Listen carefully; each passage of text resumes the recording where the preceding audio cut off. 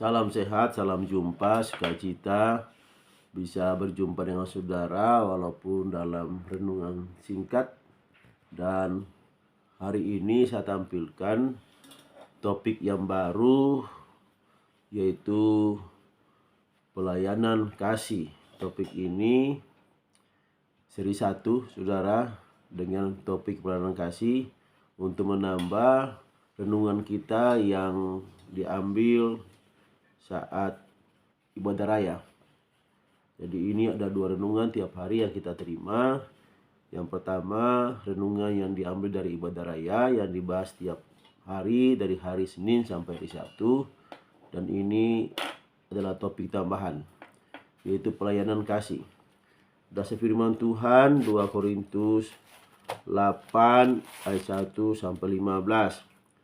Tapi tidak perlu kita membaca semua. Nanti pada saat kita merenungkannya baru kita bahas ayat per ayat, saudara. Dan mari kita mulai dengan ayat 1. Saudara-saudara, kami hendak memberitahukan kepada kamu tentang kasih karunia yang dianugerahkan kepada jemaat-jemaat di Makedonia. Saudara, pelayanan di Makedonia ini dimulai saat Paulus menerima penglihatan. Itu di Kisah 16 ayat 9 sampai 10. Pada malam harinya tampaklah oleh Paulus suatu penglihatan. Ada seorang Makedonia berdiri di situ dan berseru kepadanya, katanya, "Menyeberanglah kemari dan tolonglah kami." Setelah Paulus melihat penglihatan itu, segeralah kami mencari kesempatan untuk berangkat ke Makedonia. Karena dari penglihatan itu kami menarik kesimpulan bahwa Allah telah memanggil kami untuk memberitakan Injil kepada orang-orang di sana. Haleluya. Ada penglihatan yang diterima oleh Paulus, dan dasar penglihatannya ini maka teman-teman Paulus dan Paulus sendiri berusaha untuk pergi ke Makedonia, saudara. Dan memang Makedonia ini adalah kunjungan pertama ini di wilayah Eropa, saudara. Kunjungan pertama mereka saat Paulus mengadakan kunjungan pada putaran yang kedua. Jadi ini adalah kunjungan Paulus pada putaran yang kedua, dan dia pertama mengunjungi daerah Eropa, saudara. Yang ini Makedonia ini negara yang terdapat di Eropa Tenggara, wilayahnya terdapat di timur laut Yunani. Kota-kota Makedonia adalah Filipi, Tesalonika, Berea, dan lain-lain. Romawi mendirikan Makedonia sebagai suatu provinsi tahun 148 dengan ibu kota Tesalonika, saudara. Jadi kota-kota ini dapat kita temukan pada saat kita membaca Kisah Para Rasul. Di sana ada kota-kota ini, saudara, yang bisa kita dapat informasi dari sana. Nah, mari kita melihat lebih jauh Kisah Para Rasul 8 ini, saudara, tentang pelayanan kasih.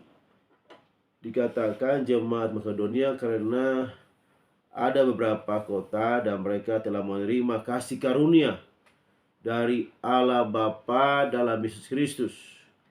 Kasih karunia yang bagaimana sehingga Paulus menjadikan jemaat di Makedonia ini menjadi suatu contoh bagi jemaat yang ada di Korintus, saudara. Apa yang mereka lakukan? Jemaat Makedonia ini mereka mengumpulkan bahan bantuan untuk orang-orang kudus yang ada di Yerusalem, saudara.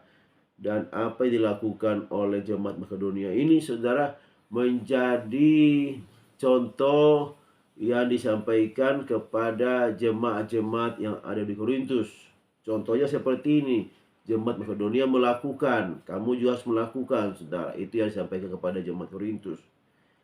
Apa yang diterima oleh jemaat yang ada di Makedonia, saudara, apakah mereka menerima berkat yang berlimpah-limpah dalam jasmani sehingga mereka dapat melakukan pelayanan kasih ini secara luar biasa, saudara?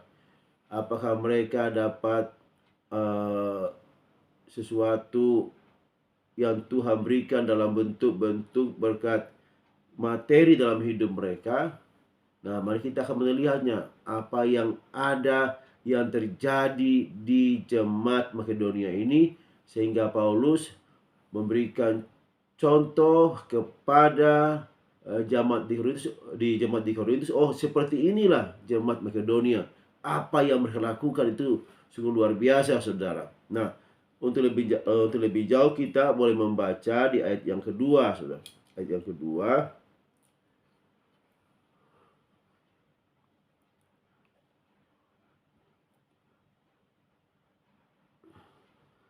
Selagi dicobai dengan berat dalam berbagai penderitaan. Ini luar biasa nih. Selagi dicobai dengan berat dalam berbagai penderitaan, sukacita mereka meluap. Dan meskipun mereka sangat miskin, namun mereka kaya dalam kemurahan. Ini jemaat ini luar biasa, saudara. Mereka dikatakan walaupun mereka menderita, tetapi sukacita mereka meluap. Yang kedua, walaupun mereka miskin, saudara, mereka kaya dalam kemurahan. Luar biasa, ini sesuatu yang menjadi contoh bagi jemaat yang lain. Mungkin bagi jemaat kita sendiri, ya, jemaat yang ada di misi kabar baik, saudara. Dan memang ada berapa yang kita alami seperti ini. Nah, kondisi seperti ini kita alami hari-hari ini juga, saudara, jemaat yang di Makedonia, walaupun mereka dalam keadaan yang menderita, tapi mereka bersuka cita. Ini luar biasa, saudara. Dan kenapa mereka menderita? Ini memang jemaat, biasanya kalau jemaat Tuhan itu pada daerah tertentu di zaman-zaman dahulu itu, kalau mereka itu dianggap sebagai orang sesat, dan mereka pasti dikecilkan dari dari sosial masyarakat yang ada, sehingga pasti berpengaruh terhadap pendapatan mereka, usaha mereka. Jadi mereka dalam keadaan yang sangat menderita, saudara, karena mereka ditekan, pasti ditekan karena mereka dianggap orang-orang yang beda, orang-orang yang dianggap dalam tanda petik sesat mereka, karena mereka punya ajaran yang lain, ajaran yang baru yang mereka anut, dan mereka dikucilkan oleh karena keadaan seperti itu. Tetapi saudara, walaupun mereka menderita, ditekan, kemudian mereka mungkin ada yang diintimidasi dan sebagainya, mereka tertekan, menderita, tetapi mereka sukacita meluap. Wah, ini yang kita harus menjadi contoh buat kita. Walaupun kita tertekan saat ini, kondisi apapun kita dalam hidup kita, kita jangan sampai tertekan dengan kondisi itu, atau kita terintimidasi dengan kondisi seperti itu. Kita mungkin menderita, tetap kita harus tetap bersukacita dalam Tuhan. Sebab sukacita itu bukan karena keadaan yang ada di luar kita, tetapi sukacita itu karena mereka tetap mendapatkan sesuatu yang luar biasa di dalam Tuhan. Damai sejahtera kita, kemudian kebahagiaan kita, saudara, bukan ditentukan oleh keadaan di luar kita, tetapi kita benar-benar mengalami Tuhan dan kita sungguh-sungguh bersukacita dalam Tuhan. Jadi tidak tergantung keadaan di luar kita sukacita. Dunia ini memberikan sukacita yang palsu, saudara. Pada saat-saat dia tertekan, dia juga tertekan, menderita, saudara. Dunia ini seperti itu. Tetapi kalau di sukacita dalam Tuhan, tidak tergantung dengan keadaan di sekitar kita. Keadaan kita di sekitar kita tidak tergantung itu, tapi sukacita itu meluap dari hati kita oleh karena anugerah, oleh karena kasih karunia yang diberikan oleh Tuhan Yesus dalam kehidupan kita. Karena kita punya janji yang luar biasa dalam Tuhan, itu yang menjadi sukacita kita, saudara. Kita punya janji yang luar biasa dalam Tuhan, Sukacita itu yang janji itu yang menjadi sukacita, dan pasti juga Tuhan mengenalkan segala sesuatu janjinya dalam hidup kita. Nah, kemudian dalam keadaan yang miskin oleh karena keadaan tertekan tadi, oleh karena mereka dikucilkan, mereka tidak dianggap berbeda, mereka dikucilkan, sehingga ini berpengaruh pada pendapatan mereka, saudara. Jadi mereka pendapatannya berkurang sehingga mereka dalam keadaan miskin. Usaha mereka mungkin ditutup dan sebagainya, tidak ada yang mungkin belanja atau segala macam. Itu semuanya menjadi mereka menjadi miskin. Ya, jadi memang resiko, saudara, yang bisa kita terima seperti itu. Apalagi kita berada pada misalnya pada lingkungan-lingkungan yang gampang untuk mengucilkan kita oleh karena kepercayaan kita. Bisa terjadi kita dianggap menjadi orang-orang yang harus disingkirkan, harus diabaikan, tidak diperhitungkan dan sebagainya, oleh karena perbedaan yang kita terima, yang ada sama yang ada sama kita, oleh karena kepercayaan kita. Bisa saja kita dikucilkan dari wilayah kita dan kita menderita. Itu kita akhirnya segala usaha kita juga tidak berkembang, saudara. Nah, keadaan seperti itu membuat pendapatan kurang dan sebagainya, sehingga kita berada pada posisi dikatakan miskin di sini. Makedonia dikatakan miskin, ya. Nah, tetapi saudara, sekali lagi, dalam keadaan seperti itu mereka diberikan kemurahan. Artinya mereka dapat memberi walaupun dalam keadaan yang miskin seperti itu. Jadi keadaan miskin, saudara, bagi Makedonia tidak menahan mereka, tidak menutup mereka, tidak membuat mereka untuk tidak memberi kepada jemaat-jemaat di Yerusalem. Mereka sungguh giat mengumpulkan bantuan buat jemaat di Yerusalem walaupun mereka dalam keadaan yang miskin. Jadi miskin itu bukan ditentukan oleh karena keadaan tidak ada atau ada, saudara. Miskin itu bukan ditentukan oleh karena sesuatu kita punya pendapatan banyak atau kurang, tidak. Tetapi miskin itu ditentukan dalam hati. Hati kita yang menentukan kita miskin atau tidak miskin. Hati kita ini menentukan kita kaya, saudara, atau miskin. Pikiran kita ini yang menentukan, bukan karena keadaan kita, tapi cara berpikir kita ini yang menentukan itu kita miskin. Jemaat di Makedonia walaupun dalam kekurangan mereka, dalam kemiskinan mereka, mereka sungguh-sungguh kaya. Mereka kaya dalam kemurahan. Nah, ini menjadi contoh buat kita, jemaat Misi Kabar Baik. Walaupun tidak ada apa-apa, dan mari kita mengambil bagian supaya kita boleh menjadi berkat bagi orang lain juga dalam keadaan kita tidak punya apa-apa. Itulah pemenang. Kalau kita sendiri dapat melakukan itu, kita sendiri miskin, tetapi kita bisa membantu saudara kita dalam keadaan seperti itu. Wah, itu sesuatu yang luar biasa. Itulah kita menjadi umat pemenang. Kita menjadi memberkati orang bukan karena keadaan kita, tetapi karena kita berpikir, karena hati kita mau rela membantu, menolong orang lain walaupun kita dalam kekurangan, saudara. Nah, memang ini saya banyak temukan, saudara. Dan pernah juga waktu kami pelayanan berkunjung kepada orang-orang yang seperti ini, dalam tanda petik mereka kekurangan, saudara. Karena memang kami melayani di Radio Pelita Kasih itu dalam program Pray For, yaitu berdoa buat orang-orang yang meminta doa. Dan itu acaranya tengah malam jam 11 sampai jam 12. Nah, bayangkan, saudara, orang-orang yang minta doa itu mereka dalam pergumulan hidup mereka jam tengah malam itu, ya. Mungkin mereka dalam keadaan bukan mungkin, tapi mereka dalam keadaan sakit. Sebab yang menelpon itu orang yang seperti itu, ya, dalam keadaan sakit, dalam pergumulan hidup, mereka misalnya kekurangan dan sebagainya. Pendapatan mereka minta supaya ada pekerjaan karena mereka dalam keadaan yang tidak baik, saudara. Ini yang kami terima. Yang memang saya dengar dari tim dari Radio Pelita Kasih RPK itu, ini adalah pelayanan yang menjangkau orang-orang yang dalam keadaan yang seperti itu.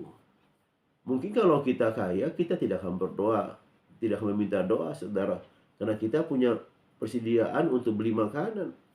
Atau kalau kita kaya, tidak perlu kita minta doa karena besok kita bisa ke dokter dengan uang kita. Dan tetapi mereka ini, saudara, mereka dalam keadaan seperti ini, mereka nggak punya kekuatan apa-apa untuk belanja besok lagi. Mereka nggak punya kekuatan untuk bisa berobat karena memang dalam keadaan yang tidak punya uang. Nah, kami kunjungi mereka, saudara. Saya data mereka ini kira-kira dikunjungi. Jadi orang-orang, karena ini Radio Pelita Kasih, maka yang datang itu dari berbagai daerah. Dari Tangerang, dari Bogor, Bekasi yang jauh-jauh, saudara. Mereka dari jauh. Dan saya data mereka. Saya minta, saya hubungi mereka, nomor telepon mereka, tinggal di mana, dengan jelas. Lalu kalau misalnya ada, mereka bisa share lokasi. Dan memang kami berkunjung, saudara. Kami berkunjung untuk orang-orang seperti itu. Ya, satu orang yang jauh di Bogor, di Tangerang, dan sebagainya yang jauh. Nah, pernah kami ketemu, saudara. Orang-orang seperti ini yang dalam keadaan, mereka dalam keadaan ya miskin seperti ini, kekurangan. Karena mereka minta doa pada saat tengah malam. Kami datang, tiba-tiba kami datang itu berjumpa dengan seorang ibu yang sakitnya parah sekali, sudah membusuk karena kanker. Kenapa dia seperti itu? Dia kanker. Memang ada pengaruhnya karena setelah ditelusuri di belakang sakitnya ini ada peristiwa yang menyedihkan, saudara. Dulu pada waktu dahulu dia itu punya pacar. Kemudian mereka punya rencana untuk menikah. Nah, yang ibu ini dia punya uang karena dia punya usaha salon, ya kan, dia punya uang dan dia kumpulkan uang itu nanti untuk rencana mereka menikah. Tetapi calonnya ini pinjam dulu karena dia bilangnya sih ada usaha. Oke, karena ada usaha dia bantu, dia pinjam, lagi pula kan mereka akan menikah. Nah, tiba-tiba uang itu bukan dipakai untuk usaha dia, tetapi dipakai untuk pernikahan dengan orang lain. Sakit hati, saudara. Kita kalau digituin pasti kita juga akan seperti itu. Bayangkan uang dipinjam untuk pernikahan mereka, tetapi tiba-tiba bukan untuk pernikahan mereka atau usaha, dipakai untuk pernikahan dengan orang lain. Cowoknya ini menikah sama orang lain pakai uang itu. Ketahuan. Waduh, sakit hati, saudara. Akibatnya apa? Memang secara medis, saudara, pasti ada hubungannya juga. Dia menderita kanker payudara dan sudah membusuk. Sebagian tubuhnya sudah membusuk. Kami datang kepada orang ini, saudara, dan kami layani. Kami minta dia supaya mengampuni kekasihnya itu, saudara. Kami minta apapun sakit hatinya, apapun kondisinya, dia sangat dendam sama calonnya ini yang sudah meninggalkan dia dan memakai uangnya dia untuk menikah sama orang lain. Dia sangat sakit hati dan dia akhirnya apa? Sakitnya kanker. Walaupun dalam keadaan seperti itu, saudara, kami tetap layani dia supaya dia melepaskan pengampunan. Kami ajak dia untuk berdoa. Sebab firman Tuhan, kalau kita tidak mengampuni, kita pun juga tidak diampuni, saudara. Apapun yang terjadi dalam kehidupan kita, apapun, mungkin saudara kita, teman kita sudah menyakiti hati kita saat ini. Dan kita dalam keadaan yang luar biasa depresi. Dan kita sangat mendendam dia. Kalau bisa kalau ketemu dia, kita mau hajar dia, saudara. Nah, saudara, sekali lagi saya ingatkan. Jangan kita membalas apa-apa. Pembalasan itu adalah milik Tuhan. Kita hanya berserah kepada Tuhan. Ampuni orang yang menyakiti kita. Percuma kita hidup dalam Tuhan kalau kita tidak melakukan firman Tuhan. Tuhan bilang, kalau engkau tidak mengampuni, maka Bapamu juga di surga tidak akan mengampuni. Perkara-perkara uang akan datang kalau kita melakukan firman Tuhan, saudara. Sekali lagi, lakukan firman Tuhan, bagian kita lakukan, biar Tuhan sendiri melakukan bagiannya dia, saudara. Nah, saudara, jadi dalam keadaan yang seperti ini, dia berikan uang kepada kami. Kami pun sebenarnya kalau sama teman saya yang akan melayani, saya sudah bilang, kalau kami datang, jangan siapkan apa-apa, kalau mau siapkan air putih saja. Dan kami sendiri sudah siap untuk membantu setiap orang yang kami kunjungi. Walaupun dengan uang 200.000 untuk membantu mereka. Ada kalanya beli sembako atau apa, bawa ke mereka. Selain itu juga ada uang. Kita siapkan semuanya itu. Tetapi apa dia lakukan? Dia kasih uang. Envelope saya buka. Saya nggak mau terima. Tetapi dipaksa. Akhirnya saya, dalam hati saya, oke, saya terima untuk memberkati hamba Tuhan. Tetapi itu tidak saya pakai uang itu. Kunjungan selanjutnya ternyata ada orang yang butuh. Dan itu uang itu dari dia saya pindahkan orang lain yang butuh juga. Cara Tuhan bekerja luar biasa, saudara. Dalam keadaan yang sakit, dan dia sebenarnya butuh biaya untuk dia ke dokter karena sakitnya yang seperti ini, ya kan? Tetapi dia masih memberikan persembahan kasih kepada hamba Tuhan yang datang. Walaupun kami sebenarnya juga ada yang kami siapin seperti itu. Ya, saudara. Jadi keadaan miskin itu bukan karena keadaan kita kurang atau kelebihan. Keadaan miskin itu karena hati kita yang miskin, saudara. Nah, mari saudara dalam kasih Tuhan, mari kita melatih diri kita dengan menolong orang lain, memberkati orang lain dengan kemurahan yang sudah kita terima dari Tuhan Yesus Kristus. Inilah kasih karunia yang diterima oleh jemaat di Makedonia, yaitu sukacita mereka meluap-luap, yaitu kemurahan yang luar biasa yang mereka terima. Dan selanjutnya mereka, apa yang mereka terima, mereka juga berikan kepada orang lain, saudara. Ini yang luar biasa. Terima kasih Bapa di surga. Terima kasih. Haleluya. Biarlah kami boleh menerima kasih karunia lebih lagi daripadamu Tuhan. Supaya kasih karunia ini kami dapat teruskan pada orang lain. Seperti jemaat Makedonia. Walaupun mereka menderita, sukacita mereka meluap. Walaupun mereka dalam keadaan miskin, tapi kemurahan yang luar biasa, kaya dalam kemurahan yang mereka berikan untuk membantu orang lain. Terima kasih Bapa. Terpujilah Engkau di dalam nama Tuhan Yesus. Haleluya. Amin.